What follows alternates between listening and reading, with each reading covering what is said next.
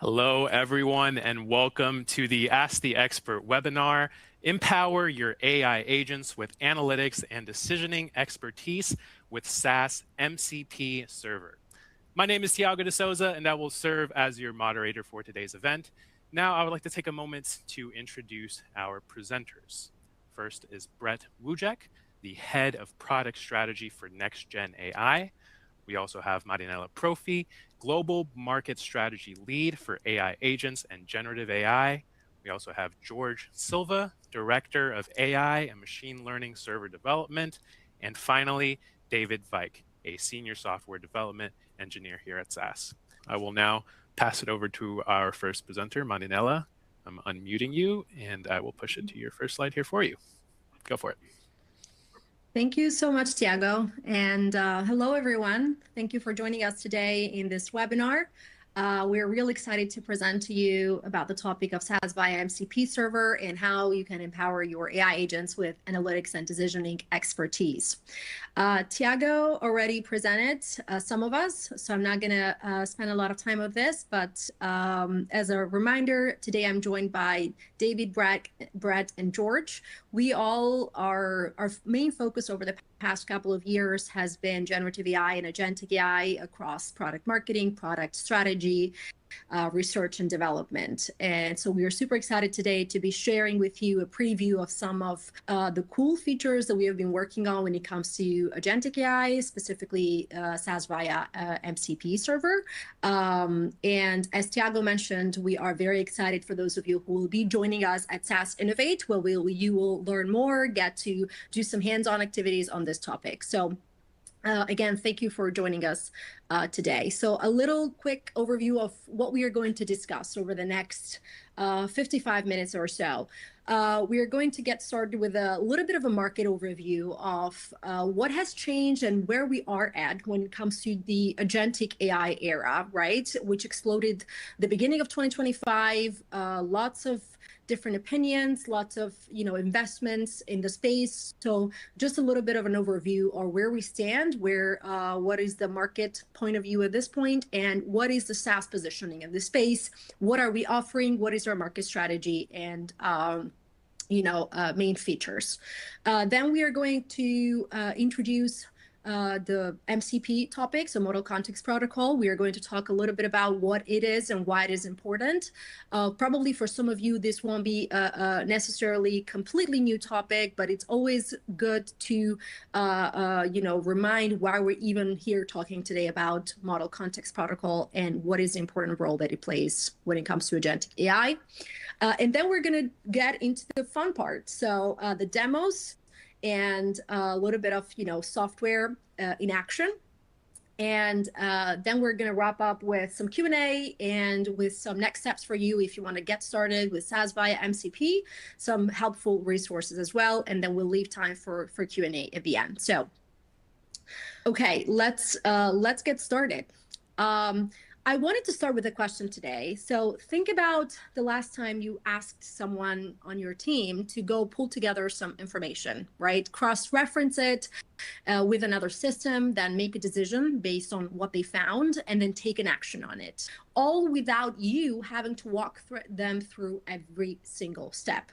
So that's what we normally expect today from, skilled people, from employees in general. We give them some context, we give them access to different systems and tools, and we trust them to then act. Now, ask yourself, why can't we expect the same from artificial intelligence? Or can we expect the same from artificial intelligence? That is exactly where we stand today when it comes to AI. We're living through a genuine shift in how AI works, right? For the first decade or over the past years, AI has been very reactive. You asked it something, it responded, it assisted, it recommended, it predicted. Think about those capabilities and methodologies that you answered before as being still the most impactful in your organization, like statistics, machine learning. With generative AI, then, we entered an era where AI became extraordinarily good at one thing, which is answering questions. So you type something, it responds, you upload a document, it summarizes it, you ask for a draft, it delivers it. But things that it could not do really is it couldn't log into your CRM and update a record for you, for example. It couldn't move between your systems, carry context from one step to the next, and maybe complete a multi-step workflow on your behalf, doing some reasoning and making the best choice or on which path to follow. So in other words, I would say that until today, I could think, but it couldn't really act. That's where agentic AI and AI agents have flipped completely that model. Instead of waiting to be asked, agents plan, they reason, they break complex goals into different steps. Then they use tools and systems, they interact with other systems and these tools, and they execute, often without necessarily having a human in the loop for every decision, right? So over the past years, here you can see a definition of what AI agents are and what are the different components that they use to be able to achieve a specific goal that has been assigned to them. Now, over the past 2 years or a year and a half, I would say, agentic AI has been a topic that, yes, absolutely, it's been very hyped. There has been a lot of investments that has gone into it, a lot of high expectations. But what they actually do today is very real, right? They accelerate and they have the power to augment automated and semi-automated decision-making. They boost the speed at which tasks get done. They give users a broader informedness, a more connected understanding of the data across the organization. They can help in boosting the accuracy of decision. So AI agents really go far beyond co-pilots and assistants because they help you tackle high-value use cases, given their power and ability to operate on enterprise-grade data and enterprise-grade models, not just generic knowledge. So we see practical, and we have seen practical applications of agents that support employees, processes, or customers, and accelerate high-value use cases inside organizations. These are some examples. Let me highlight for you 3 that may be close to your world that we have been seeing in the past year and a half having, success in the agentic AI world. And that obviously there is a lot of considerations to do when it comes to AI agents, and we'll look into that in a moment, but these are some use cases. The first is fraud rule suggestion. So imagine you are a fraud investigator, fraud detection systems, they really rely heavily on well-defined business rules, but identifying new rules means scanning trends, spotting new patterns, translating them into business logic, and escalating whether they already exist. Now, imagine an AI agent that does all of that for you, crawling the web, analyzing trends, proposing new rules, verifying whether they are already in your system, and then presents the potential new rule for your review. That is an example, right? Sanction screening is another huge area where we are seeing potential when it comes to applicability of agentic systems, which is a notoriously complex process. You need to pull data from multiple sources, cross-check entities, validate relationships, and really build the full picture when it comes to sanction screening. An AI agent can automate and accelerate this, collecting the data, running the machine learning models, and presenting a fully contextualized view to the investigator. And last but not least, the third example is we've seen around suspicious activity reporting, also known as SAR, which, for those of you who are not familiar with it, SAR processes are still slow and very manual in many financial institutions. And we've seen applicability for AI agents that could monitor transactions, trigger human-in-the-loop reviews only when needed, and even help draft the SAR narratives using large language models. Now, this is not futuristic. This is happening today. Agentic AI do have power and huge potential to bring lots of benefits and lots of values within the organization. And we're seeing also bigger, major analysts like Gartner that are predicting that the investment into the AI agents, their adoption, their usage is going to continue to increase forecasting the global AI spending to forecast 2.5 trillion in 2026. So this is really a space that is growing. But the real question, I would say, it's not anymore are AI agents, do AI agents even have potential? But what we are seeing is really, are we building it in a way that we can actually trust it? So this goes back to the question that Tiago asked you all in the beginning, right? How much do you trust an agent? And I loved how the answers were distributed in a normal way, like across the average in the middle, because that really reflects how we are so excited about this technology. So we want to trust it, but we still don't trust it a lot because there is still a lot of confusion around it. So how do we go through that, and how do we go about building trust for these systems? I want to take a moment to bust some common misconception when it comes to AI agents, because it matters a lot for what we are going to show to you. When most people hear AI agents, the first thing that they think about is a large language model, a powerful model that can reason and converse. And yes, an LLM is at the core of an AI agent, but when we really it's not the only thing, because when we really talk about AI agent lifecycle, it's something that it's much more complex and involves many more different things than just a large language model. Specifically, we're seeing that in addition to LLMs, other areas and components that are needed for an agent to actually work in an enterprise context span across data, across tools, so the ability to call APIs, query databases, run calculation, trigger workflows, machine learning and artificial intelligence models, which are amazing and incredibly helpful systems to make deterministic decisions for high-stakes scenarios, and last but not least, business rules. I always say when I talk to my customers how deterministic guardrails have become sexy again. All the what if then else scenarios are so important when we talk about AI agents, even though maybe they were seen as a little bit boring things and not that innovative. But in the new world of agentic AI area, business rules and deterministic guardrails are more important than ever to infuse that trust to AI agents.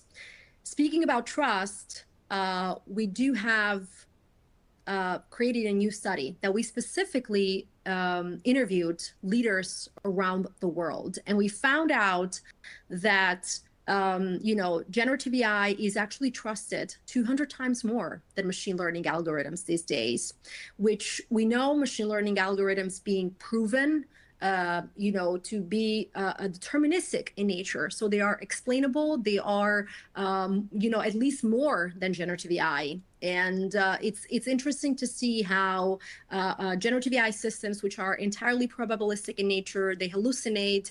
We don't have a way to control them as much as we do and explain them as much, the output of them, as we do with a machine learning or a statistical model, but they're still more trusted, or at least a perceived trust from the public and from individuals when it comes to it.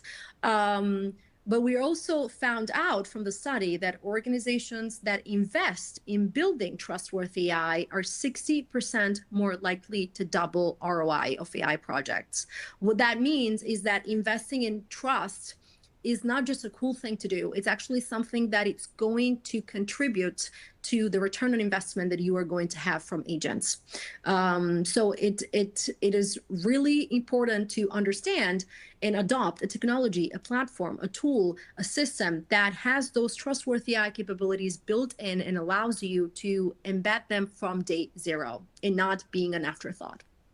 Now, this is where exactly I would say, SAS plays a role. So we have been at the intersection of data analytics and trusted decisioning for 50 years. We actually celebrate our 50th anniversary this year, which we are highly proud of have been innovating in the data and AI space for 50 years.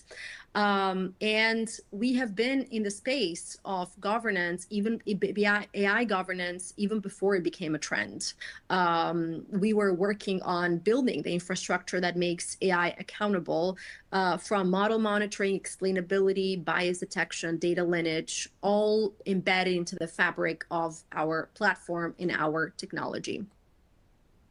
When it comes to agentic AI, the way that when we look at it from an enterprise ecosystem perspective, again, there is much more needed than those single tools and those LLMs and data. You still need to be able to be successful, to adopt an ecosystem approach that considers agentic AI not just as a model, but as a system where you have all of these components work together.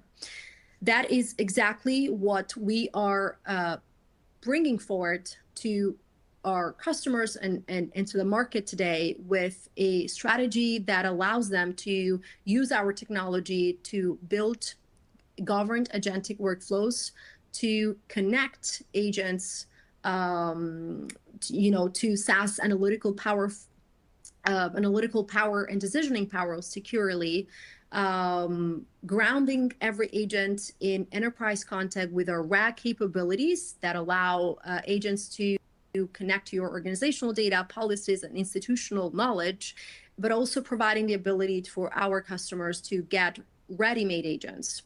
So this is an overview of what the SaaS market strategy looks like for agentic AI that spans really from empowering both the builders and the buyers of AI agents, with our main technology being SAS Viya, that allows you to really tackle agentic AI alongside with traditional AI across every industry, from financial services to healthcare, and some of the examples that I showed before are a proof of that. So now, this was just an overview of our market strategy. Today, the focus is SAS Viya MCP server. So we're going to talk a lot about the connect piece and the second piece. So without further ado, with that context in mind, I'm going now to switch it over to David, who is going to talk us more about the MCP and what it is and why it is important. So David, over to you. Thank you, Marinella. Yes, let us talk about what MCP stands for, because some of you might think it's the master control program from the Tron movies, but it actually stands for Model Context Protocol. And it's a way to help our LLMs to connect to other applications and systems in a standardized way. I like to think of it in terms of USB-C, right? No matter the way you plug it in, it works everywhere. I can charge with the same cable my headphones, my laptop, and my phone. It doesn't matter. And exactly that is where MCP comes into play, because all the different systems have different API endpoints. They might have CLI tools available, or they don't even have a standardized interface at the moment. So we needed something that can help us integrate these systems. Now, MCP is an open standard and protocol that is available as kind of a subpart of the Linux Foundation. And it has three key elements. That is the host, the client, and the server. And we will see in demos how those kind of work together and work. But for a bit more reason why we are doing this in terms of the industry in total, is that oftentimes when you work with larger systems, you start to have long prompts that become unwieldy. You might have all these different weird one-off implementations that you're flying around. And this is where MCP can help establish rules and contracts between the systems that you want your AI to use and how the systems kind of announce themselves to your AI. Be that agentic or be that in a copilot, really the MCP protocol is open in that way. And this also translates into the way it is complementary to agent frameworks that are out there. For example, LangChain or semantic kernel that are ways to build agents and oftentimes also connect agents with each other, while MCP is the way to make tools available to these agents that they can make use of, that they can run actions against, and that they can rely on, that they are behaving in a deterministic fashion, right? I don't need an LLM to calculate 2 + 2. I have a calculator for that. So we make use of tools to help us translate LLM requests and agent requests into actionable insights. And this is not limited to tools, though oftentimes when you hear people talking about MCP, it's mainly focused on these tools. It's also a way to support prompt templates that come as part of this MCP that enable you, for example, to write code in a specific language or help guide through a specific problem statement, which again, we will sort of see later as well. And then there is also the topic of resources. You might want to surface a table or a file through an MCP server that you know your agents want to connect to. Think of maybe a configuration table that you want to make available to every agent that connects to this MCP server. Of course, you have to make sure that you stay within kind of sensitivity rules and know who is connecting to your server, but it's a great option to utilize. Now, with tools, we have a great stack available within SAS Viya of what SAS Viya can do for you. And how we are approaching that from an MCP side of the aisle, I'm going to hand over to Brett, who will walk us through what this means in terms of SAS Viya. Brett, over to you. All right, thanks, David. Yeah, so let's turn our attention to what SAS specifically is bringing to this new agentic world, how we're taking advantage of it, how we're contributing to it. But I want to start just kind of the foundation of what SAS is all about, what our area of expertise is. Marinella touched on this a few minutes ago, but since the beginning, for 50 years, our charter has always been about helping customers get from questions and problems they're trying to solve to intelligent, informed decisions and being able to act on those. And it's a whole process getting from questions to decisions in what we call the AI lifecycle. I think this process is something everybody's familiar with, whether you call it by this name or something else. But it all starts with data being that foundation for the models and the analytics. So being able to access, prepare your data, make sure it's in an appropriate form for building your models, doing analytics on all sorts of different types of analytics. That is back to that poll question earlier. It's not typically just a single form of analytics required for solving a business problem. There's this notion of composite AI involved, and then ultimately the big payoff is deploying these, operationalizing your insights and your models to help you make decisions, and of course all sorts of different other concepts and issues that go along with this. A big key one being governance. Again, Marinella touched on that early on, making sure that when you get to some decision, you really have some accountability for how you got to that point through this whole process, and all sorts of other aspects here, as I mentioned. And so we built out SAS Viya. We debuted this about 10 years ago now, and it's a whole end-to-end seamless environment for taking you through the AI lifecycle with all sorts of capabilities across the board here. And so if you look across that AI lifecycle, there's all sorts of different tasks that different people might need to carry out. And very often it's not just a single person. It requires a person with different expertise in these different areas to get all the way through this. And so people can really take advantage of technology these days to help them work through all of these tasks. And so when we talk about it, David just mentioned everything we can do with MCP, it kind of that standard form of representing how we can interact with tools and resources.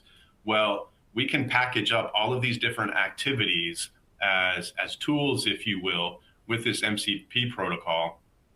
And first thing we do is we make sure we're taking advantage of it within our own applications. So we have SAS via Copilot to help our users not only in the sense of being able to inform them and instruct them on how to use our application and work through the whole AI lifecycle, but really take action for them. And so this here is just a quick example of kind of a montage of how we are using agents behind the scenes within our own tooling within our Copilot here. And I know it's kind of small; it's probably hard to see, but just kind of a montage, being able to do things like build out dashboards and reports for you, and format those reports and get insights from them. Build out modeling pipelines, because modeling pipelines are fairly easy to construct, but to construct a real effective one can be a challenge. And so you having an agent work hand in hand with you on that is very beneficial. And then of course coding. Obviously coding these days, everyone is using these agents to help them through that. And so it's becoming somewhat of a commodity. And so we're contributing our own expertise around coding in that space to provide tools to our users to help them generate their code. So, like I said, we're taking advantage of that internally. The real payoff for you, for our customers, is the fact that we can take these same tools that we packaged up with MCP and provide them through an MCP server so that people can take advantage of them and in the agents that they build, empowering their own agents in whatever agent framework they like to work in. So I list off a number of popular ones these days, as you see down here. And so the whole point is that we're contributing our expertise in the analytics space and the data analysis space as tools into these agent ecosystems. So again, kind of going end to end here, looking at the types of tools. This is just a bit of an inventory, not the complete set of tools that we're providing, but starting with data, of course, being able to search your data, access the right data, profile it, get a good understanding of it, do some data preparation on it. Tools available for building out models, including building out pipelines, tuning your models, comparing models in sort of an experimentation mode, understanding those models well and look like bias. Of course, visualizing your data and interpreting your models, building out reports, operationalizing and making sure that you're using these models and other analytics artifacts appropriately, and then the governance aspect of it. So end to end, we're providing a set of tools in a MCP server to empower agents. Now, just a quick look here at an example of using this within Claude. So you can see we've got a set of an MCP server that Claude has access to. And so if I just go in and say, okay, what tools do you have? Well, it recognizes that it has this MCP server available to it for VIA tools. And it pulls in and gives me a nice summary here of looking at all the different categories of what you might need to do that I just went through here, including preparing your data, modeling, visualizing your data, building out reports. First thing it does here, though, is it says, all right, well, you need access to these, so it's going to log you in. So authentication is a big key here, ensuring that the tools that you're tapping into in your VIA environment, you actually have access and authorization to use. And so once I've done that, once it logs me in here, I can do things like check what kind of data I have available for. In this case, I want to do some sort of analysis on home equity loans. So It uses these tools to profile your data catalog, find anything that looks like it might be appropriate based on what you just asked, again, just in natural language interaction here. And then I can ask it to give me a little bit more information about any of these data sets that it's found. So it profiles that data using tools that we've made available to it, and it gives me a nice summary back about the contents of that data, the different variables involved, a little bit of statistical information about those as well. And now I can say, okay, well, let's go ahead and just create a model to predict, in this case, the loan default on that data. So it's going to go off and use the tools that have been made available to it, which are these SAS VIA tools tapping into the VIA environment behind the scenes, and build out, in this case, it's going to build out a modeling pipeline. So it's going to continue to give me status of where it is in that progress. It's created a project, it's running that project.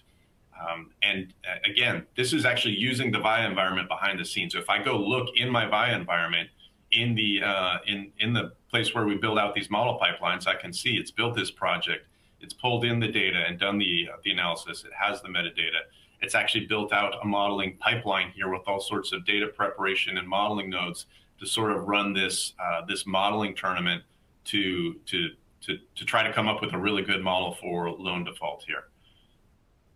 And it's going to continually monitor that in the background, and I can just ask about the status, see if it's done. In this case, it's done, so it's going to go ahead and grab me the results of that, tell me what the champion model is, give me a bit of information about the greatest impact on that model. And from that point on, I can just kind of move on and actually operationalize that and then push that into my business operations. So just kind of a quick glimpse of using SAS VIA MCP server behind the scenes to interact with our VIA applications. Of course, there's a whole nother layer to this, which is just working at the coding level. And I'm going to turn it over to George now to kind of talk us through some things we're providing to assist coders in the agents they might build. Thank you very much, Brett. And you saw an example of accessing our MCP tools using Claude. But MCP tools can be used with a variety of different frameworks. And here we're going to see a simple programmatic code example where we ask the agent to create SAS language code. And this agent is actually going to be running on GitHub, so in agentic mode, and accessing through VS Code. So a variety and flexibility of ways that you can use our tools to make your own agents. So here the prompt is pretty simple. It starts as you have a data set and you want to analyze relationships between numeric variables in your data set. I'm not asking it to use any specific prompts. It is going to try and find the correct intent. The agent has use of our MCP server, which, by the way, is available for you to play with. It allows you to create code based on, again, on our documentation. And let me see if this video is playing. Should take a couple seconds, and I will be providing commentary over it. So if you see, the prompt is fairly simple. And after that, it will execute. So the important thing is it is able to authenticate with a VIA deployment that you control. It is able to use a tool to execute code against that deployment. It is able to use a different tool to generate a code based on the prompt that you made. Note that here you even see a SAS Studio interface on the same deployment just to make sure to refresh that the data set that you wanted to upload was available. You can examine both the prompt and the response, JSON format, just for sanity checks. But the important thing is that this is a multi-step process. And the code that is generated is also going to be executed. Now, execution of code does not guarantee success. So the agent needs to verify and validate the outcome of each step in a complex workflow so that errors do not compound on complex tasks. And you see it found that it needed to use proc core even without us saying so, because relationships between data sets. And this is the output of proc core. And you see a variety of Pearson correlation numbers. You see a scatter plot matrix that gives you univariate and bivariate relationships between variables. So you did not have to provide pretty much any technical content. It figured out what you wanted to do. This ODS can be part of a report, which can be saved as an artifact, can be included in a larger workflow. So this is basically the way that you can use a programmatic interface and do complex tasks. Now, if you wanted to apply this to something like churn analysis, which is a fairly complex type of analysis that a human would take some time to do, it has multiple steps. And all of those can be done by, in fact, not just one agent, but multi-agents are one way that you can make the problem, the solution more reliable. And very importantly, if you wanted to ask a human, a data scientist, to solve a churn analysis problem from scratch, experience tells us it takes one day, 2 days. But the multi-agent POC that uses the MCP server that we just saw a few steps here, we can solve the same churn analysis problem in less than 1 hour. So you have real business value here. You have real efficiency gains here. And it's a very flexible way to use this MCP server that we provide to you. Today, it's available on GitHub. You are able to play with it.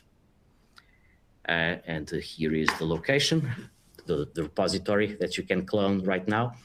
And we encourage you to not only use and play with this, but to get back in touch, give us feedback, use the GitHub mechanism for creating issues on the very same repository where you can get the software.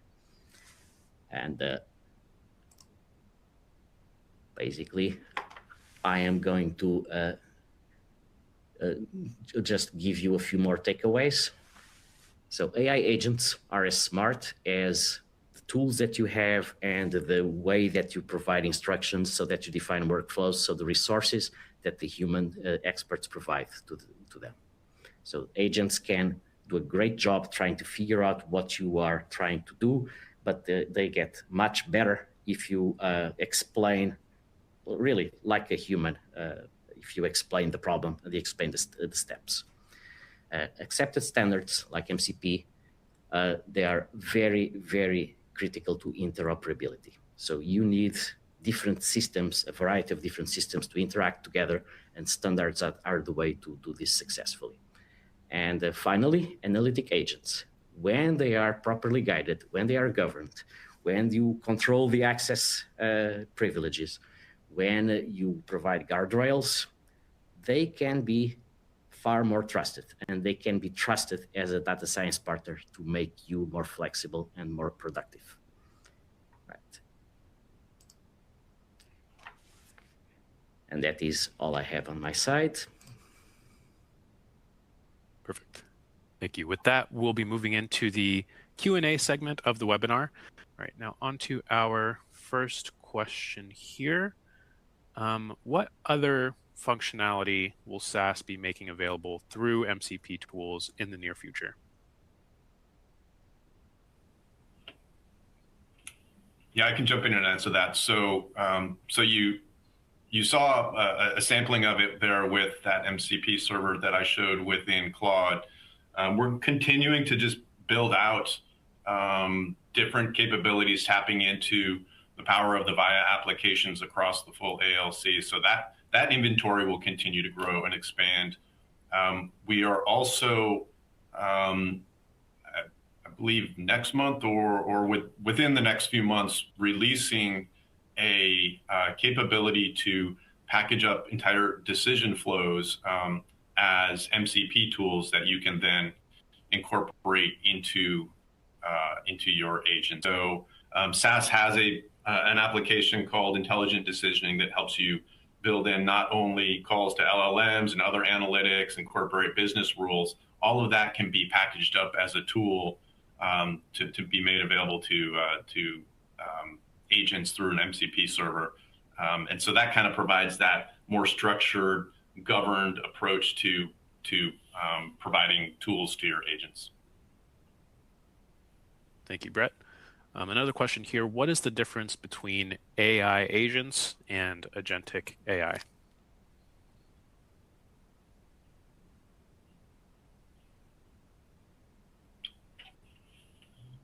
Marinelle, I've heard you give a good answer to that at some point. You not to put you on the spot, but I think I was finding my unmute button. Thank you.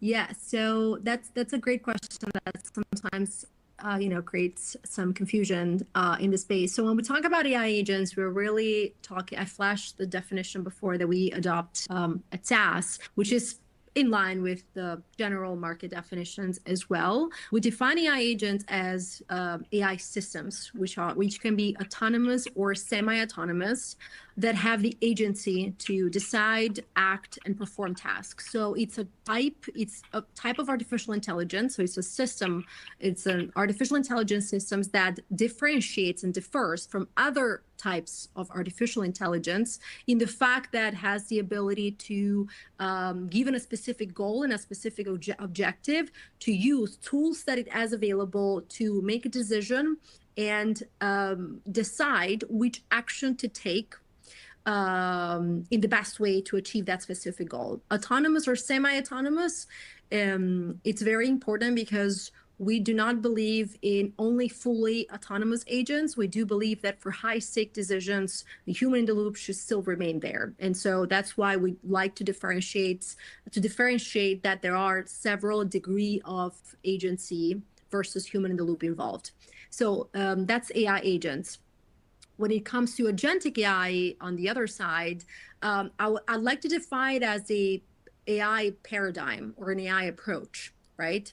That enables autonomous or semi-autonomous agents to operate with trusted decisioning power, human oversight, and governance by design. So I do see these three as the key pillars that define what a successful agentic AI paradigm and approach looks like. So trusted decisioning, human oversight, and governance embedded into it. So really an AI paradigm and approach versus the other is more an AI system. Gotcha. Thank you, Marinella, for breaking that down.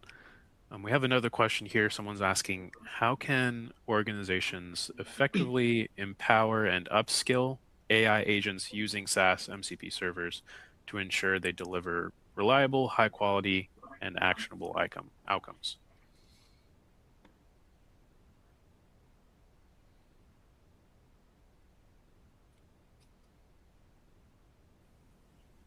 Could you repeat the first part of that question? Sure. They're asking, how can organizations effectively empower and upskill AI agents using SAS MCP servers to ensure they deliver reliable, high quality, and actionable outcomes? So the last part of it there, reliable, high quality outcomes, and I suppose actionable as well, is, I mean, for us, that's kind of what, even before the world of agents, that's what we've always kind of hung our hat on and provided as that foundation coming from SAS Viya here. So by packaging up those capabilities as tools to empower the agents, you're getting along that sort of trust and reliability with it. It's not the LLM calling off to some random tool or using whatever built-in knowledge it's been trained with to answer that question. It's using trusted tools that have that governance framework behind it with the Viya platform. So, and then as far as operationalizing that, I don't know that I mentioned this, but what I showed there in terms of that MCP server tapping into the VIA end-to-end environment is not yet GA, but in Q2 we will be releasing it as part of every VIA deployment. So when organizations set up their agentic ecosystem, they'll essentially just provide the MCP server, register that MCP server as available to the agents within their environment. Perfect. Thank you, Brett. We have another question. If AI agents can act autonomously, how do we make sure that they don't go rogue, and what stops them from making decisions that we didn't intend? I can take that, Tiago. That's one of the most important questions in the space right now. Maybe I don't know if the other speakers want to add something as well. To me, the short answer is guardrails, governance, and grounding. So don't think of agents as something that operates in a vacuum. They have to operate within boundaries that you define, what systems they can access, what actions they're authorized to take, what thresholds trigger a human review before anything executes. So the protocol layer, the MCP, is part of what makes that possible because it controls exactly what an agent can and cannot connect to. But the deeper answer, I would say, that really, contributes to that trusted autonomy is also about the quality of the intelligence that the agent is working from. We are hearing a lot about the importance of context engineering, and that is going to really become the most important thing, because AI agent, so traditional machine learning, they're really, really good at at having specific knowledge to enterprise data, but they're not good at general knowledge, right? AI agents are the opposite. They are really good at having general knowledge, but they are not good at having specific enterprise knowledge unless you train them well, unless you give them the exact context and the best quality of intelligence that they need to. So if an agent is making decisions based on poor data, biased models, or logic that cannot be explained, that's where things go wrong. And so that's why the analytical foundation matters so much. What Brett was saying before, what differentiates SAS tools is because those tools have been used by decades in production already by humans to make decisions. Now we are giving those to agents to make trusted decisions, right? For agents to access. And so that, to me, is really how you ground agents in trusted governance analytics, so that you're not just hoping that they do the right things. You can see why they did it, what they did, and of course, correct when needed. Perfect. Thank you. I'm afraid that's all the time we have for questions today, but if we did not get to yours, we will answer all unanswered questions in our follow-up communities post. On behalf of myself, Brett, George, David, Marinella, and all of SAS, we really hope they enjoyed today's webinar. Thank you all, and have a great rest of your day.